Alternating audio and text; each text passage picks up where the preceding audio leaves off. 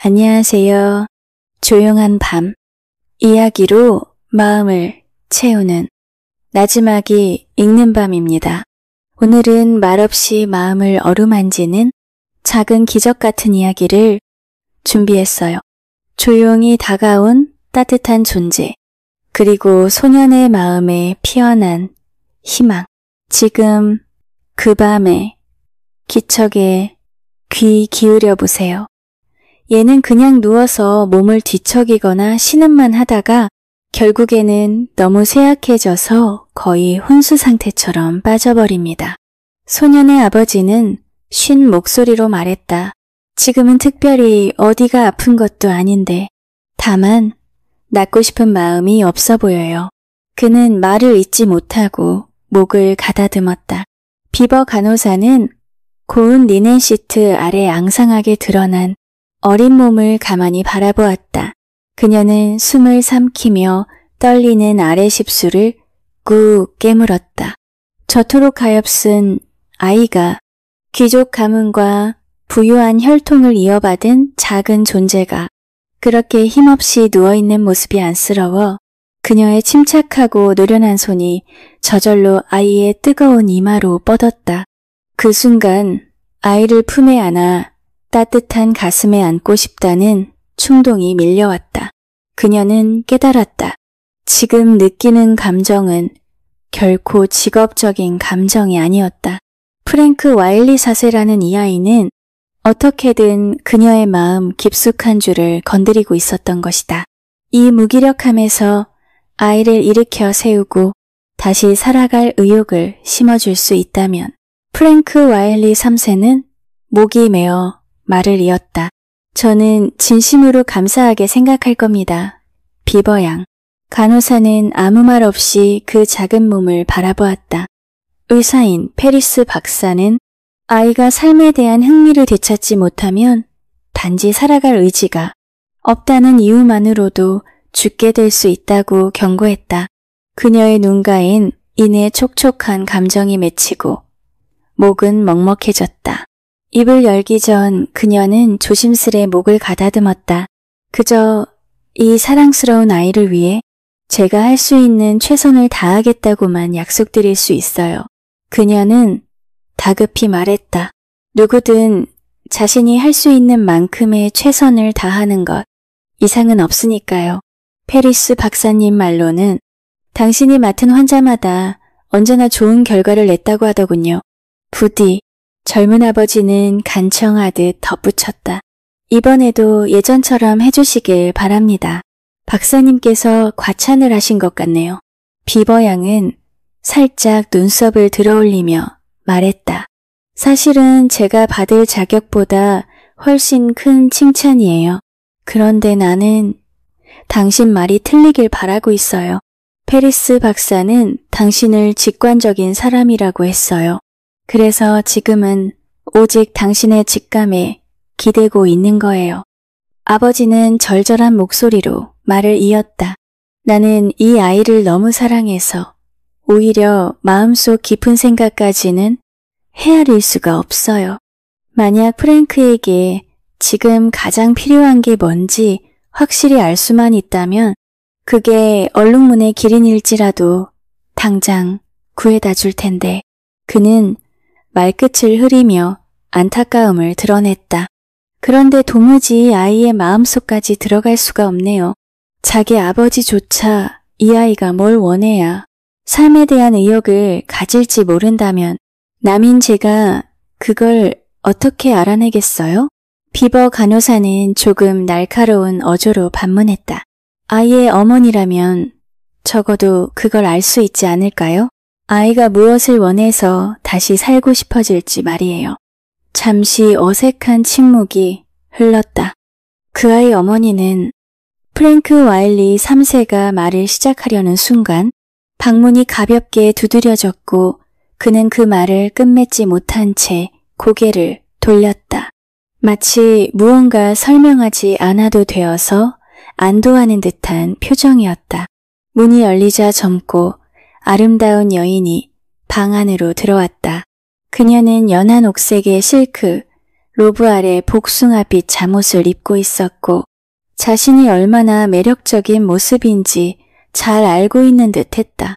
완벽하게 다듬어진 금발 머리카락은 머리에 밀착된 인공 웨이브를 이루고 있었다. 그녀의 외모는 너무도 뚜렷한 금발 이미지였기에 비버 간호사는 반사적으로 침대 위에서 몸을 뒤척이고 있는 아이를 내려다보았다. 그 아이는 어두운 머리카락을 지닌 전혀 다른 인상이었다. 간호사가 다시 그녀를 올려다보자 프랭크 와일리의 입가에 엷은 미소가 떠올랐다. 그 아이는 우리 집안의 시조를 닮은 겁니다. 그는 낮고 사적인 어조로 말했다. 그 아이의 고증 조부에게는 인디언과 옛 스페인 사람의 피가 섞여 있었다고 해요. 아이는 나도 어머니도 안 닮았죠.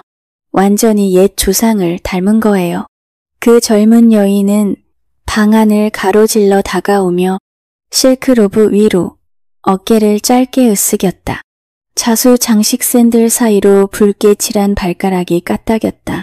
그리고 침대에서 힘없이 뒤척이는 아이를 향해 비버 간호사에게는 그것이 분명히 불쾌감으로 느껴지는 시선을 던졌다. 처음 보는 간호사임에도 그녀는 단 한 번도 인사하지 않았고 새로운 야간 간호사라는 걸 알고 있었을 텐데도 완전히 무시했다.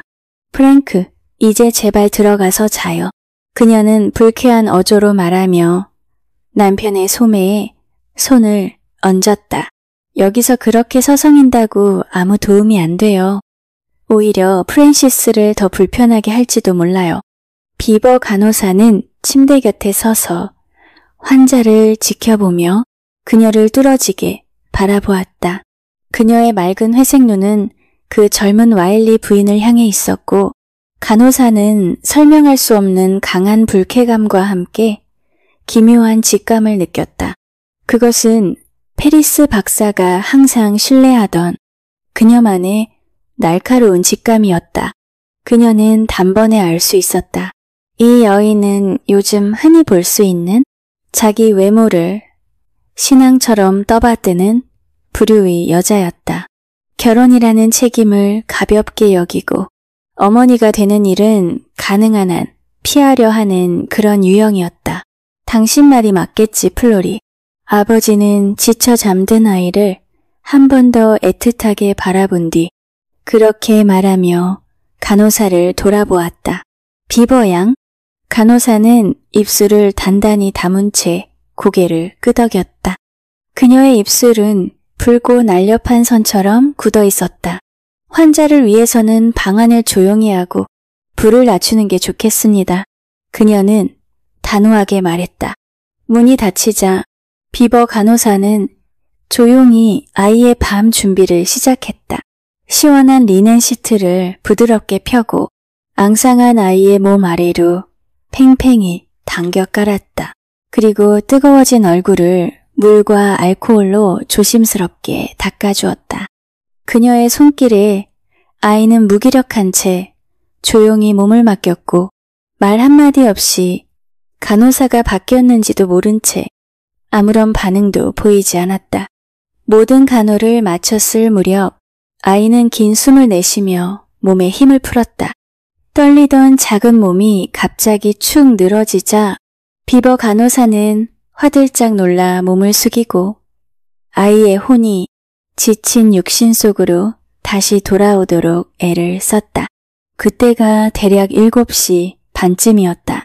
아이는 천장을 향해 누워 있었고 무거운 눈꺼풀을 겨우들어 자신을 괴롭힌 사람을 바라보았다.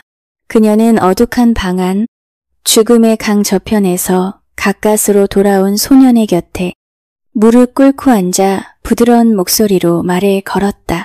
그녀는 다정한 단조음으로 아이에게 속삭이듯 말했다. 프랭크가 착한 아이처럼 낫기 위해 노력만 해준다면 무엇이든 해주겠다고 약속을 건넸다. 그는 충분히 나을 수 있다고 그렇게 단호하게도 말해주었다. 간호사는 따뜻하고 설득력 있는 어조로 말하며 무기력한 아이가 마음속으로 갈망하고 있을지도 모를 무언가를 감지하려 애썼다. 그 알 수 없는 필요를 향해 마음을 활짝 열고 속으로는 간절히 빛과 도움을 구했다. 그렇게 집중하고 있던 중 자신이 혼자라 여겼던 공간에서 누군가의 시선을 느끼는 묘한 기운에 쏘스라치게 놀랐다. 간호사는 일어나지 않은 채 소년의 베개 너머로 고개를 휙 돌려 바라보았다. 그곳에는 페리스 박사가 그녀에게 말해주지 않았던 집안의 인물이 서 있었다. 그는 손가락 하나를 입술에 올려 조용히 해달라는 신호를 보냈다. 입술은 단단해 보였지만 따뜻한 미소가 번져 있었고 그 미소는 곧장 우호적인 인상을 주었다. 그는 고귀한 분위기를 풍기는 잘 정돈된 외모의 노신사였다. 밝은 푸른색의 독특한 옷차림에 뻣뻣한 셔츠 컬러 대신 눈처럼 흰 천으로 목을 감고 있었다. 오똑한 콧날과 도드라진 광대뼈, 번뜩이는 검은 눈과 올리브빛, 피부는 머리 위로 풍성하게 뻗은 새하얀 머리카락과 선명한 대비를 이루고 있었다. 그의 눈빛도 입가도 따뜻했고 간호사는 그 온기를 미소로 받아들였다. 그는 다시 한번 조용히 하라는 손짓을 한 뒤 오른쪽 팔 아래에 품고 있던 무언가를 꺼내며 활짝 웃었다. 그는 조심스럽게 그것을 침대 곁 무기력한 아이 옆에 내려놓았다. 그 물건이 바닥에 닿는 순간 가느다란 울음소리가 났다. 어린 프랭크의 눈이 믿을 수 없다는 듯 커졌다. 비버 간호사는 아이가 베개 위로 검은 머리를 돌려 침대 위에 앉아있는 그것이 무엇인지 확인하는 모습을 조용히 지켜보았다. 아이는 기쁨에 찬 탄성을 터뜨리며 하얗고 가느다란 손을 이불 밖으로 내밀어 다정하게 꼬리를 흔드는 작은 생물을 만졌다. 내 거야? 그는 고개를 들어 노신사를 올려다 보았다. 노신사는 다시 한번 진지한 표정으로 문 쪽을 가리키며 조용히 하라는 손짓을 했다. 소녀는 눈을 몇 번 깜빡이고 나서 미약하지만 황홀한 미소를 지으며 작은 개의 부드러운 털에 손을 얹었다. 강아지는 기쁘게 몸을 튀기며 아이의 손을 핥기 시작했다. 비버 간호사는 그 순간 깨달았다. 저 노신사가 마침내 어린 프랭크에 꺼져가던 마음을 되살릴 실마리를 찾아낸 것이라고. 그녀는 아이의 얼굴에 서서히 생기가 도는 것을 지켜보며 숨을 깊게 들이마셨다. 작은 개를 품에 안은 채 행복해하는 아이의 모습에 그녀는 진심으로 안도했다. 그리고 곧 무거운 눈꺼풀이 천천히 내려앉고 아이는 이내 깊고 자연스러운 잠에 빠져들었다. 그것은 아까 그녀가 겨우겨우 깨워낸 무기력한 혼수 상태와는 전혀 다른 평화로운 잠이었다. 간호사는 고개를 들어 노신사를 바라보았고 그의 따뜻한 눈빛과 마주쳤다. 그는 다시 조용히 하라는 익숙한 손짓을 하며 몸을 숙여 강아지를 안아 올렸다. 푸른 소매 속에 그것을 조심스럽게 끼운 채 조용히 문 쪽으로 걸어갔다. 그는 아무 말도 하지 않았지만 비버 간호사는 그가 내일 밤 다시 올 거라는 강한 인상을 받았다. 말은 없었지만 그 따뜻한 영혼에서 건네온 무언의 메시지가 그녀의 섬세한 직감에 닿았던 것이다. 다음 날 아침 소녀는 한결 나아진 모습으로 잠에서 깨어났다. 그가 눈을 뜨자마자 한 첫 마디는 강아지에 대한 것이었다. 간호사는 조심스레 속삭이는 그의 물음에 똑같이 낮은 목소리로 답했다. 강아지는 네 할아버지께서 데려가셨지만 오늘 밤 다시 데려오실 거라고. 그녀는 자신이 왜 그렇게 말했는지 순간 의아해했지만 왠지 모르게 확신이 들었다. 그 노신사, 아마도 프랭크의 할아버지는 틀림없이 오늘 밤 그 강아지를 다시 데려올 것이라고.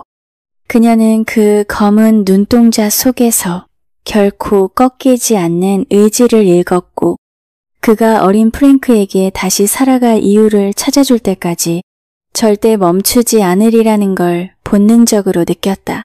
다음 날 아이는 전날보다 아주 조금 덜 무기력해 보였다. 비버 간호사는 노신사 와일리가 폭스테리어와 함께 다시 찾아올 때마다 소년이 회복을 향해 조금씩 더 나아갈 것이라는 희망을 느꼈다.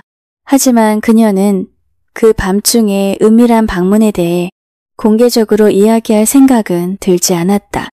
그녀가 입을 다문 데에는 두 가지 이유가 있었다. 하나는 늘 진지한 미소를 띤 채 입술에 손가락을 올려 보였던 노신사의 조용한 당부였고 또 하나는 이른 아침 병실을 찾은 소년의 어머니가 드러낸 그다지 감추려 하지도 않은 불쾌한 기색 때문이었다. 와일리 부인은 주름 잡힌 옥색 스포츠 스커트에 하얀 풀오버 스웨터를 입고 금발 머리 위에 옥색 베레모를 얹은 모습으로 특히 눈에 띄게 예뻐 보였다. 한쪽 팔에는 작고 흰 포메라니안을 안고 있었고 개의 목에는 그녀의 옷차림과 맞춘 듯한 넓은 옥색 세틴 리본이 달려 있었다. 그래서 오늘 아침 프랜시스는 어때요? 그녀는 마치 해야 할 일을 억지로 수행하는 사람처럼 빠른 말투로 물었다. 좀 나아 보이긴 하죠. 그 말을 들은 비버 간호사는 짧게 고개를 끄덕였다. 소녀는 어머니가 방에 들어올 때 처음 무심하게 한번 쳐다본 뒤 더 이상 쳐다보지도 않았다. 그는 눈을 감은 채 굳게 다문 입술로 조용히 누워 있었다. 마치 아이답지 않은 어른 같은 표정이 앙상한 얼굴에 서려 있었다. 봐, 프랜시스, 키키가 이 큰 초록 리본 달고 얼마나 귀여운지 좀 봐. 와일리 부인은 포메라니안을 침대 위에 툭 떨어뜨렸다. 작은 개는 으르렁거리며 이빨을 드러냈다. 프랭크는 손을 뻗어 귀찮다는 듯 그 개를 밀쳐냈다. 그러자 와일리 부인은 눈을 부릅뜨고 아들을 노려보더니 환한 기색으로 개를 획 들어 올렸다. 봐요, 간호사님. 저 아이 정말 이상하지 않아요? 남자애들은 원래 개를 좋아하잖아요. 프랜시스는 어딘가 좀 이상해요. 내 생각엔 키키를 정말로 싫어하는 것 같아요. 그녀는 개를 얼굴 가까이 들어 올려 핑크색 혀가 자기의 화장한 볼을 핥게 했다. 우리 귀염둥이, 우리 키키는 엄마가 제일 사랑하는 아가죠? 그리고는 날카로운 목소리로 아들을 불렀다. 프랜시스, 너 그 못된 성질 좀 고쳐야 해. 불쌍한 키키한테 이게 무슨 짓이니?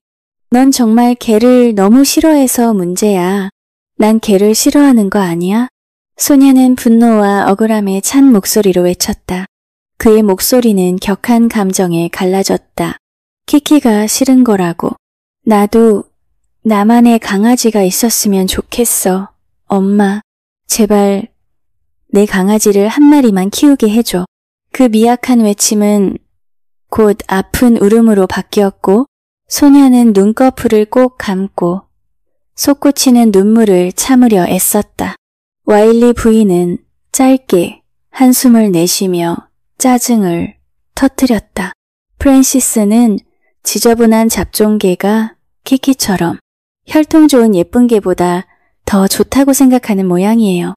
그녀는 역겨운 듯 말했다. 하지만 아이가 정말로 원한다면 한 번쯤 자기만의 개를 키우게 해보는 건 어때요? 비버 간호사는 무심코 그렇게 말했다. 아이에 대한 관심이 조심성을 앞질러 버린 것이다. 어쩌면 그것이 아이에게 삶의 흥미를 줄지도 모르잖아요. 말도 안 되는 소리예요. 와일리 부인은 날카롭게 쏘아붙였다. 나는 길에서 떠도는 잡종들이 집안을 어지럽히는 꼴은 절대 못 봐요. 불쾌하고 냄새나는 잡종들, 벼룩이나 들끓는 그런 것들 절대 안 돼요. 간호사가 그런 말을 하다니 정말 실망이에요. 그 말만 남긴 채 젊은 와일리 부인은 짙은 기색을 풍기며 병실을 떠났다. 비버 간호사는 어깨를 으쓱하고 눈썹을 살짝 치켜 올렸다. 그녀의 뒤에는 조용히 흐느끼는 소년만 남았다. 그는 어두운 머리를 시트로 덮은 채 소리 없이 울고 있었다. 무슨 일이니, 프랭키? 그때 아버지의 목소리가 들려왔다. 그 사람은 나만의 강아지를 절대 못 키우게 해요. 소녀는 시트 아래서 고개를 내밀며 흐느꼈다. 떨리는 입술과 촉촉한 눈으로 말했다. 비버 간호사의 입술이 단단히 다물어졌다. 그는 자기 어머니를 그 사람이라고 불렀다. 마치 남처럼, 아무 관련 없는 사람처럼. 프랭크 와일리 3세는 잠시 말없이 아들을 바라보다가 조심스럽게 침대 가장자리에 앉았다. 그리고 큰 손을 뻗어 아들의 뜨거운 이마에 얹었다. 그는 아무 말도 하지 않고 그저 다정한 손길로 아이의 이마를 쓰다듬었다. 그의 얼굴에는 어두운 그림자가 드리워 있었고 눈빛은 멍하고 슬퍼 보였다. 아빠, 왜 나는 정말 조그만 강아지 하나도 못 가지는 걸까? 아버지는 대답을 하며 애써 말을 꺼냈다. 있잖니, 프랭키. 우리 집엔 이미 작은 강아지가 한 마리 있잖아. 아버지는 억지로 가볍게 웃으며 말했다. 아, 키키 말이에요? 키키랑 친구가 될 수는 없을까? 그 사람은 키키가 저를 좋아하게 되는 걸 원하지 않아요, 아빠. 나이에 비해 너무도 분별 있는 말에 비버 간호사는 감탄을 금치 못했다. 키키는 원래 아이들을 안 좋아해요. 제발, 프랭키, 또 울지 마.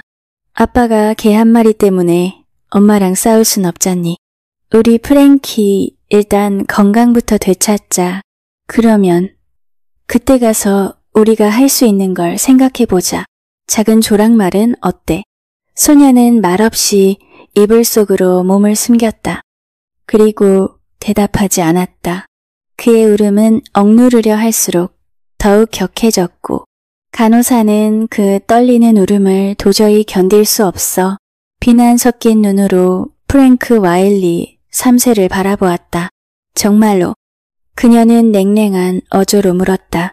아이의 어머니가 저 작은 강아지 하나도 거부할 수 있는 사람인가요? 그게 아이를 살릴 수 있는 마지막 가능성일지도 모르는데요? 그가 고개를 돌려 그녀를 바라보았고 표정은 어두웠으며 목소리는 짜증이 섞여 있었다. 이런 맙소사, 이보다 더 끔찍한 상황이 또 있을까요? 비버양, 부디 의사 선생님께 제가 이 집에서 얼마나 영향력이 없는지 먼저 들어보세요. 그 여자를 상대로 강하게 나가긴커녕 그렇게 신경질적이고 감정 기복이 심한 사람에게는 말 한마디도 조심스러워야 하니까요.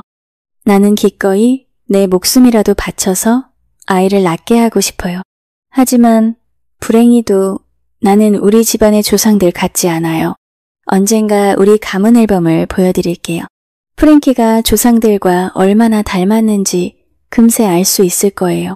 그 아이를 지금 이렇게 고집스럽게 무너뜨리고 있는 것도 바로 그 조상들에게서 이어받은 말도 안 되게 강한 기질 때문이에요. 그는 자리에서 일어나 돌아서더니 문 쪽으로 걸어갔다. 그러다 문 앞에서 멈춰섰다. 아직도 얼굴에 어두운 그늘을 지닌 채 그는 다시 비버 간호사를 돌아보았다. 내 죽음이 프랭크에게 도움이 될 수 있다면 난 한순간도 망설이지 않을 거예요. 난 실패한 인생이에요.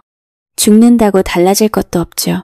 하지만 살아있는 지금 그 아이 곁에 머무는 것이 오히려 아이의 자립적인 성장에 가장 미묘하고도 부드러운 위협이 되고 있는 것 같아요. 프랭크가 자신의 의지로 성장할 수 없다면 차라리 그 아이가 떠나는 편이 낫다고 생각합니다. 나는 그저 살아있는 시체일 뿐이에요. 쓸모없이 살아있는 사람들 사이를 떠도는. 그는 그렇게 말한 뒤 방을 나갔다. 비버 간호사는 소년의 침대 곁에 무릎 꿇고 앉아 여전히 흐느끼는 그를 진정시키려 부드럽게 속삭였다. 프랭키, 이제 정말 울음 그쳐야 해요. 너무 의젓한 아이가 이렇게 울면 더 안 좋아져요. 오늘 하루 착하게 잘 먹고 잘 쉬면 오늘 밤엔 할아버지가 그 강아지를 데려올 수 있게 해줄게. 그녀는 무심코 그렇게 약속해버렸다. 이불이 살짝 젖혀졌고 울음으로 벌개진 프랭크의 얼굴이 간호사를 애처롭게 바라보았다. 그분은 내 증조 할아버지예요. 그는 진지한 얼굴로 말했다. 그래, 증조든 고조든 다 괜찮지. 비버 간호사는 다정하게 웃으며 받아주었다. 오늘 밤 정말 스팟을 데려올까요? 그럼 물론이지. 하지만 밥도 잘 먹고 낮잠도 푹 자고 울음도 멈춰야 해요. 정말 약속할게요. 소녀는 눈을 반짝이며 말했다. 그날 하루는 별일 없이 지나갔다고 간호사들은 나중에 전했다. 비버 간호사는 주치의인 페리스 박사가 병실을 방문할 때까지 주간 간호사와 함께 있었다. 의사는 환한 표정의 프랭크를 보고 무척 만족해했고 그를 돌보도록 비버 간호사를 배치한 것을 스스로 칭찬했다. 이대로만 회복세가 이어진다면 페리스 박사는 농담을 섞어 말했다. 한 달 안에 미식축구도 뛰게 되겠는데요. 비버 양. 그는 목소리를 낮춰 그녀에게만 들리게 덧붙였다. 그런데 혹시 최근 이 아이의 변화와 관련해서 특별히 눈에 띈 점이 있었나요? 비버 간호사의 이마에 잔주름이 잡혔다. 그녀는 생각에 잠긴 눈으로 의사를 바라보았다. 실례가 안 된다면 하나 여쭤봐도 될까요? 페리스 박사님. 왜 와일리 씨는 그렇게 아내 눈치를 보며 사는 거죠? 의사는 피식, 웃음을 터뜨리지 않을 수 없었다. 이봐요, 간호사 양반. 그건 좀 무리한 질문 아닌가요? 아니라고 생각해요. 비버 양은 단호하게 말했다. 그리고 박사님도 그렇게 생각하지 않으실 거예요. 제가 알고 싶은 건 왜 와일리 씨는 아내가 반대한다고 해서 프랭크에게 강아지 하나 사주는 것도 포기하는지 그 이유예요. 의사는 그녀를 조심스레 바라보며 생각에 잠겼다. 그 아이가 강아지를 원한다. 그 말이군요. 그는 짧게 소리내어 중얼거렸다. 네, 그 얘기를 드리는 중입니다. 비버 간호사는 참지 못하고 말을 재촉했다. 아, 예, 그렇군요. 와일리 부인은 아시다시피 모든 걸 자기 방식대로만 해야 직성이 풀리는 아주 자기 중심적인 사람이에요. 자기 멍청하고 그러니까 죄송합니다. 그 포메라니안 그 아이의 편안함을 위해서 다른 개는 절대 허락하지 않죠. 그런데 만약 프랭크가 조금만 더 컸더라면 키키를 일부러 좋아하는 척 연기라도 할 수 있을 거예요. 그러면 와일리 부인은 아이가 키키의 애정을 빼앗아갈까봐 두려워서 오히려 강아지를 하나 더 사줬을지도 몰라요. 아이를 키키에게서 떼어놓으려고 말이죠. 그럴듯하게 들리긴 하지만 전혀 도움이 되진 않네요. 비버 간호사는 거침없이 말했다. 와일리 씨에게 저는 분명히 아이가 강아지를 원한다고 말했고 그 사람은 자기 아내가 절대 허락하지 않을 거라고 했어요. 그 안에 뭔가 더 있는 것 같고 박사님은 그걸 말하고 싶지 않으신 거죠. 아, 젠장 간호사 양반. 당신은 항상 어떻게든 저한테서 원하는 걸 얻어내네요. 안 그래요? 이러다간 언젠가 당신이랑 결혼이라도 해야 균형을 맞출 수 있을 것 같군요. 의사는 웃으며 말했다. 좋아요. 말씀드릴게요. 와일리 씨는 말하자면 속이 약한 사람이에요. 그러면 안 되는데 완전히 그 댄서 출신 아내의 손아귀에 잡혀있죠. 그는 월가에서 꽤 큰 손해를 받고 남은 재산도 아내 이름으로 되어 있어서 손실을 복구할 때까진 매사에 조심할 수밖에 없는 처지예요. 그가 자기 아버지나 할아버지 같았으면 좋았겠지만 전혀 아니에요. 의사는 짜증 섞인 어조로 말을 이었다. 근데 이 아이 말이죠. 프랭크. 얘는 완전히 대물림이에요. 우리 가문의 시조와 꼭 빼닮았고 제가 장담하는데 예전 프랭크 와일리 1세가 가졌 그 강단과 의지를 이 아이도 똑같이 갖고 있어요. 한 가지 눈에 띄는 게 있어요. 비버 간호사는 조용히 말했다. 박사님도 그리고 아이의 아버지도 프랭크라고 부르시는데 어머니는 늘 프랜시스라고 부르더군요. 그건 말하자면 그 여자가 품격 있는 척하며 하는 짓이에요. 페리스 박사는 짓궂게 웃으며 말했다. 출생 신고서에도 아이 이름은 프랭크로 되어 있어요. 하지만 그 여자는 어떻게든 그 아이를 프랜시스라고 불러서 좀 더 여성스러운 존재처럼 만들고 싶어 하죠. 다행히 뜻대로는 안 되고 있어요. 남편은 끝까지 가문의 이름인 프랭크를 고수하고 있고 아이 역시 프랜시스라고 부르면 반응조차 안 해요. 그 여자도 프랭크 와일리 1세에 대한 존경심은 있는 것 같아요. 간호사 양반이 그 가문 앨범을 한번 보면 그 옛날 어른 눈빛에서 바로 느낄 수 있을 거예요. 그 사람한텐 절대 꼼수가 안 통했죠. 그건 분명해요. 그건 의심의 여지가 없죠. 비버 간호사는 속으로 생각했다. 그날 밤 그녀의 앞에 나타난 그 고집스럽고도 위험 있는 얼굴이 아직도 선명하게 눈앞에 떠올랐다. 놀라울 정도로 닮은 가족의 혈통이었다. 그녀는 입을 꾹 다물었다가 단호하게 말했다. 가문 앨범도 좋지만 지금 제가 원하는 건 이 아이에게 애완동물을 허락해주는 거예요. 그게 이 아이에겐 정말 세상을 바꾸는 일처럼 중요한 문제일 수 있어요. 허락받긴 힘들 거예요. 간호사 양반. 의사는 어두운 표정으로 말했다.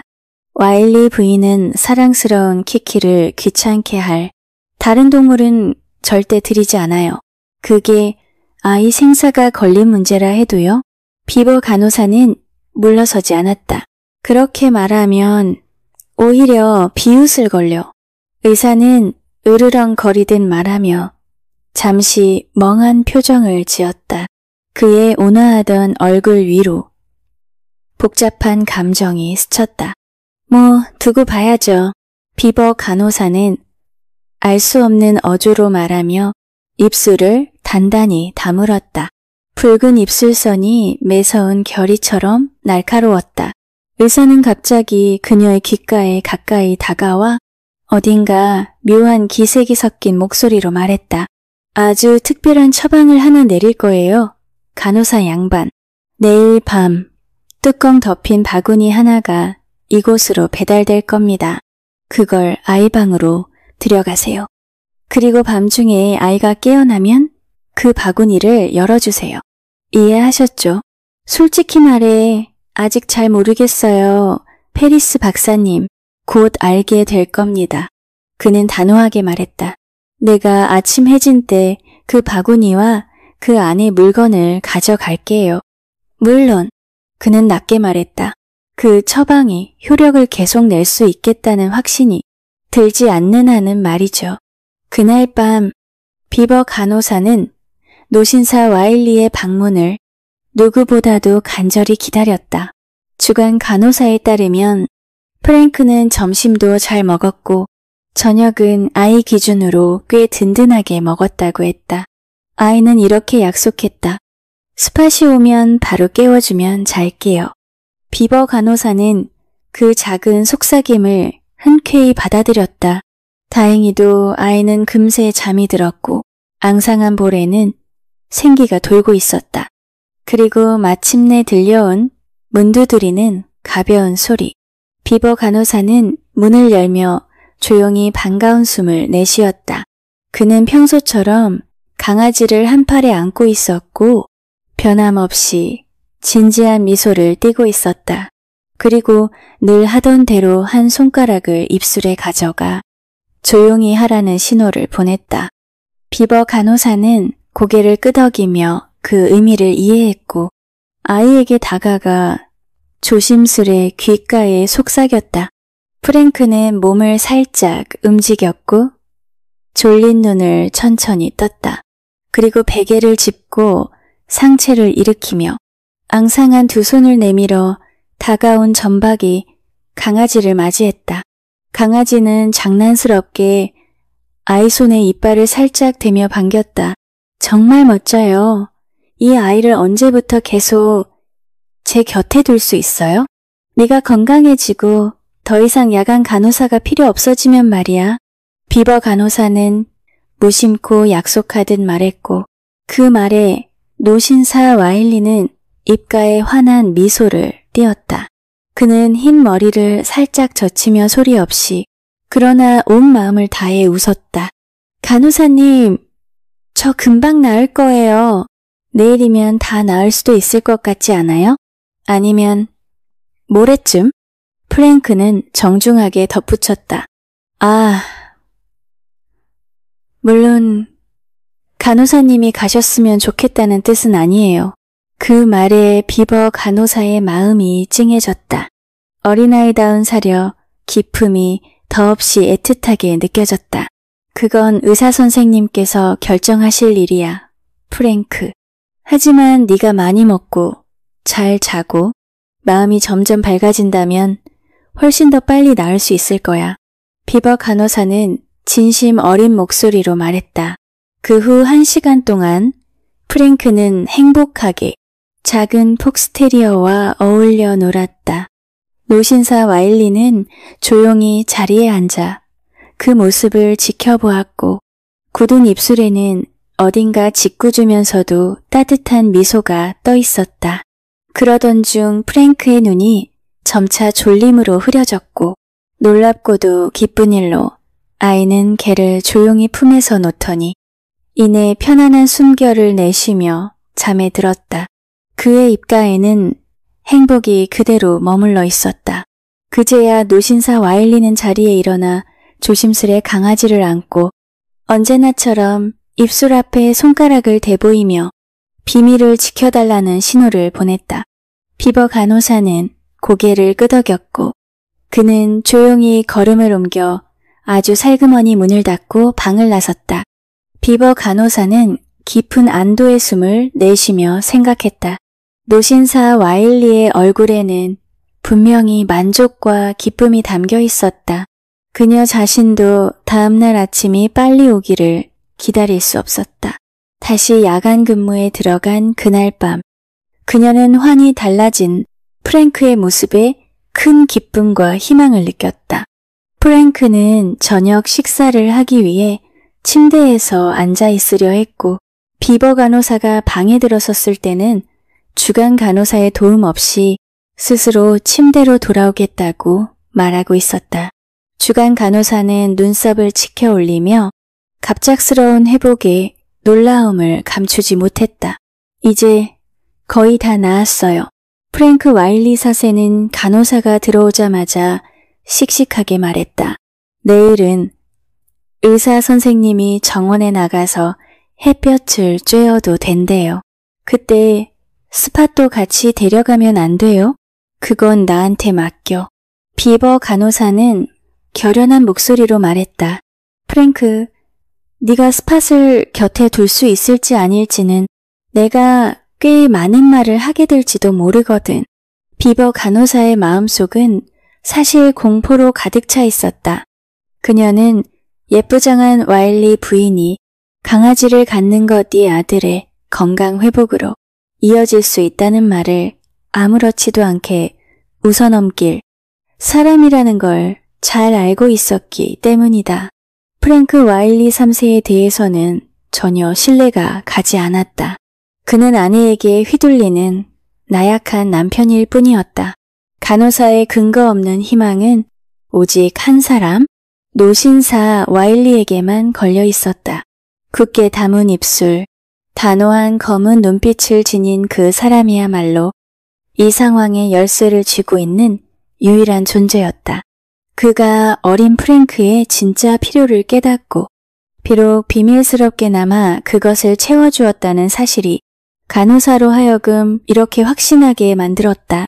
그는 분명 아이의 간절한 바람을 실현시킬 정당한 이유를 만들어낼 수 있는 사람이고 그 이유는 와일리 부인이 어떤 뜻의 충돌 속에서도 조용히 물러설 만큼 충분히 강력할 것이었다. 하지만 그날 밤 노신사가 방에 들어섰을 때 그의 품에는 스팟이 없었다.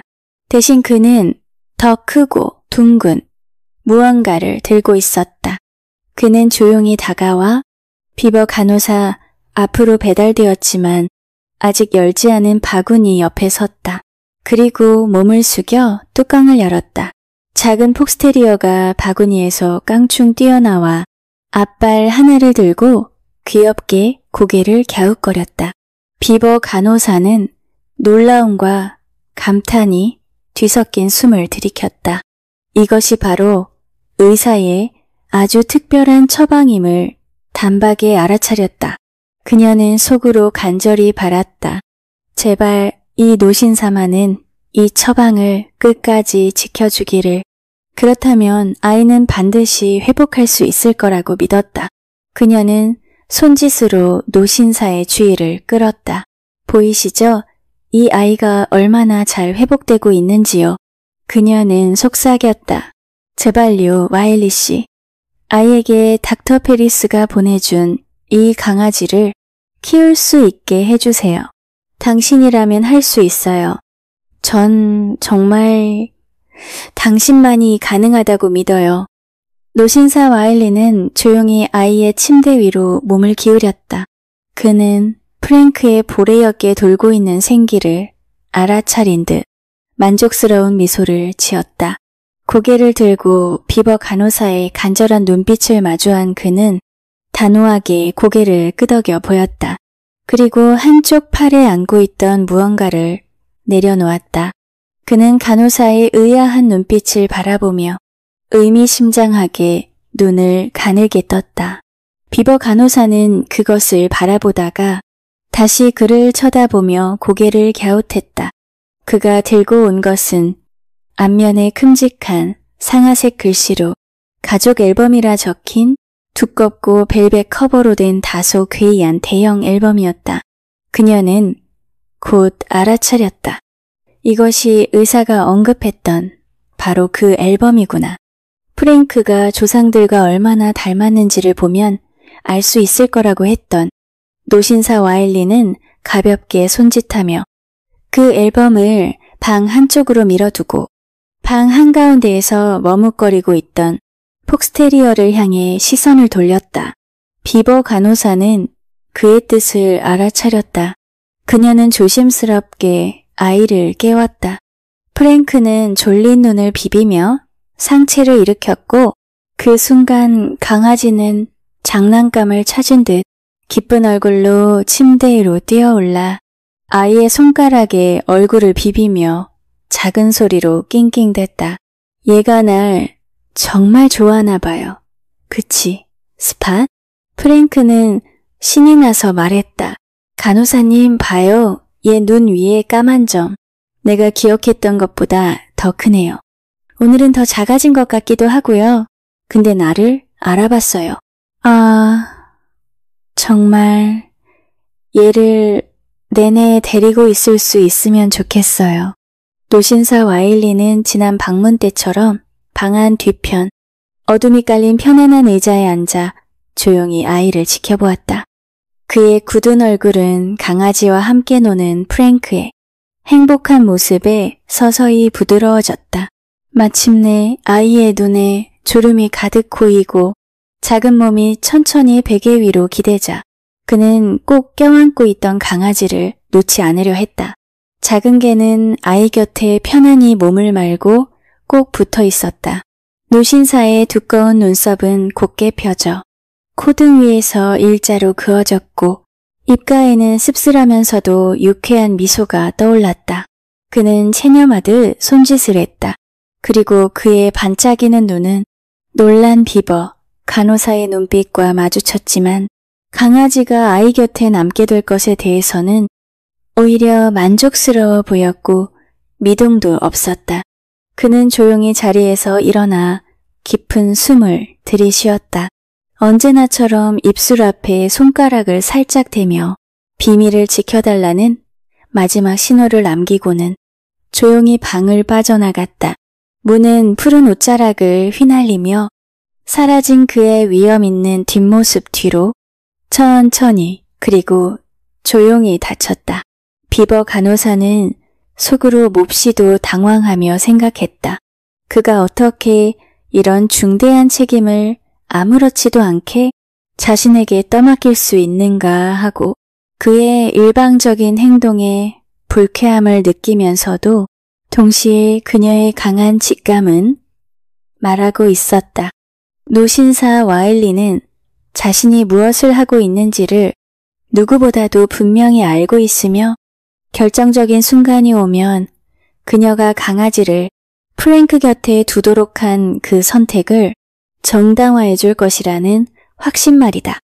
다음 날 아침 비버 간호사는 환자를 주간 간호사에게 넘기기를 서두르지 않았다. 그녀는 페리스 박사가 평소보다 일찍 오기를 은근히 기대하며 병실에 남아 있었다. 그가 언뜻 내비쳤던 것처럼 개를 데려가 줄 수 있기를 바란 것이다.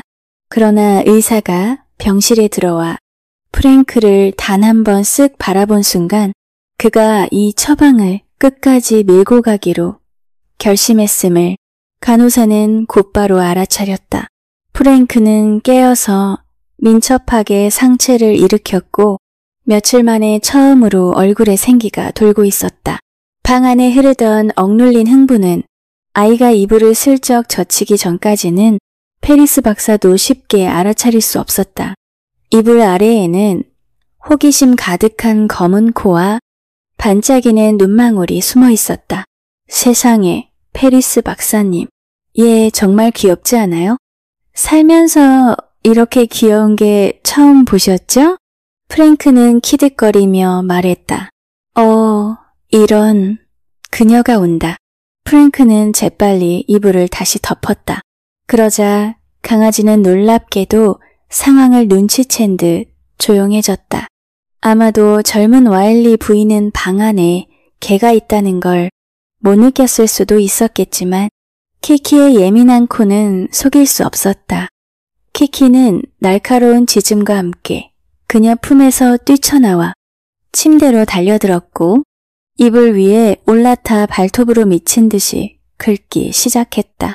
프랭크는 이를 막으려 애썼지만 전혀 소용이 없었다. 도대체 뭐 하는 거니, 프랜시스? 어머니는 키키와 비버 간호사를 번갈아 쳐다보며 외쳤다. 어머나, 저 끔찍한 강아지가 침대에 있잖니? 프랜시스, 어서 저리 치워. 벼룩이라도 들었을 거야. 도대체 저 지저분한 잡종개는 어디서 들어온 거니? 이 강아지는 잡종이 아닙니다. 와일리 부인, 페리스 박사는 단호하게 끼어들었다. 눈 반쯤만 떠도 혈통 있는 개라는 걸 알 수 있어요. 그러나 그녀는 의사의 말을 무시했다. 프랭크, 당장 이리 와.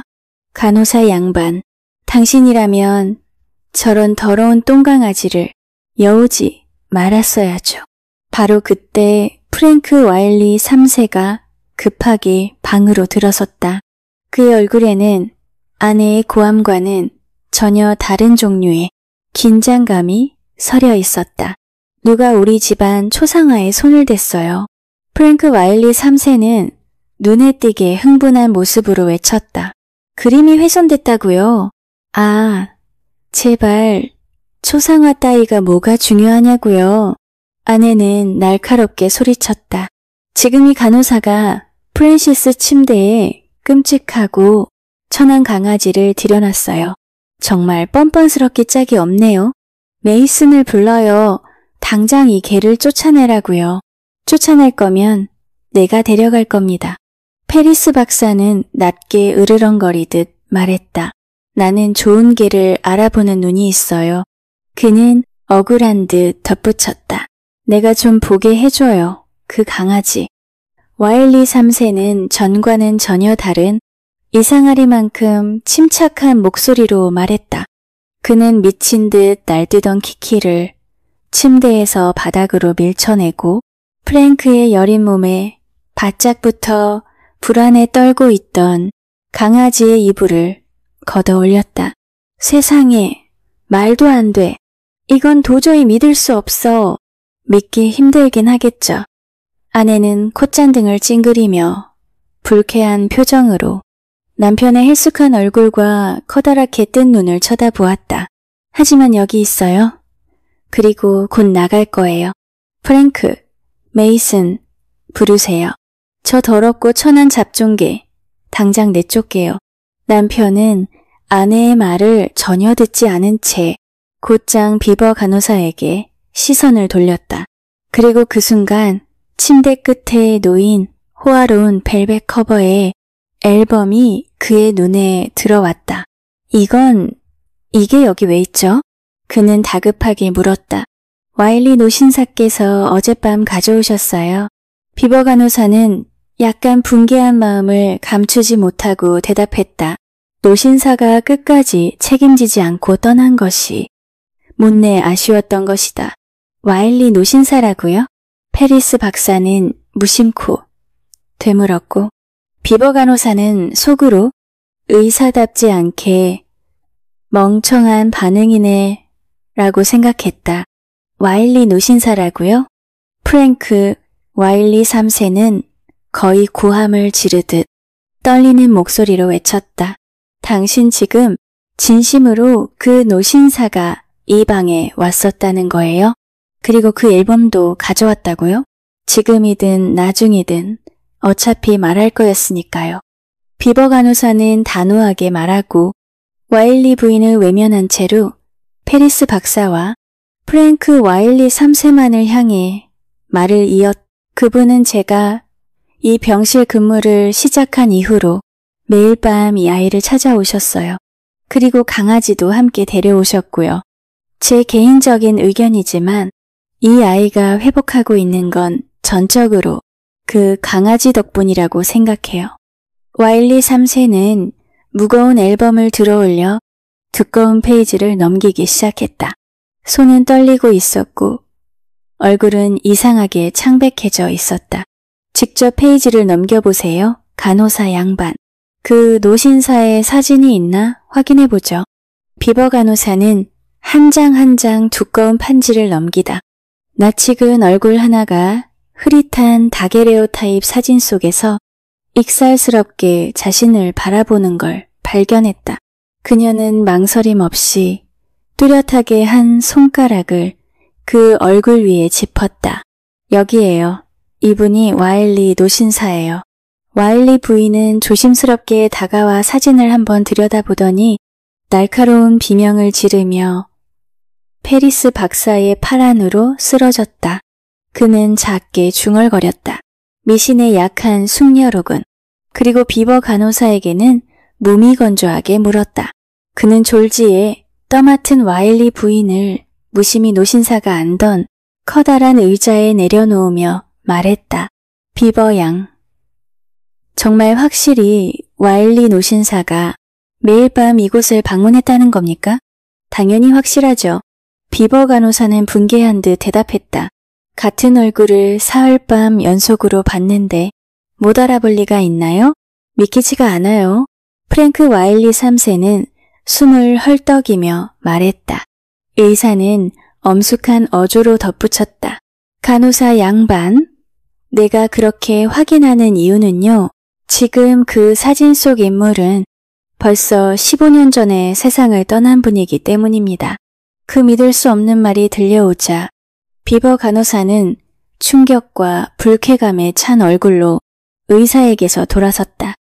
전 이런 장난 따윈 싫습니다. 그녀는 자리를 지켜보던 얼떨떨한 표정의 프랭크 와일리 3세에게 단호히 말했다. 누가 이런 식으로 저를 우롱하는 건 정말 기분 나쁘네요. 분명히 말씀드리지만 여기 사진 속이 노신사. 그녀는 앨범 이 사진을 손가락으로 힘주어 눌렀다. 이분이 매일 밤 프랭키와 저를 찾아오셨고 몇 시간씩 함께 계셨어요.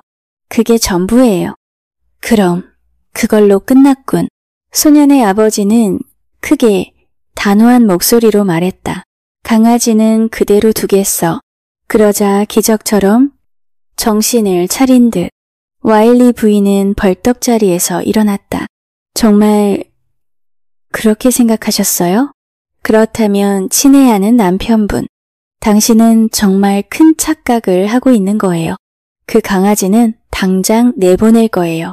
그녀는 남편의 눈빛을 그대로 되받으며 노려보았다.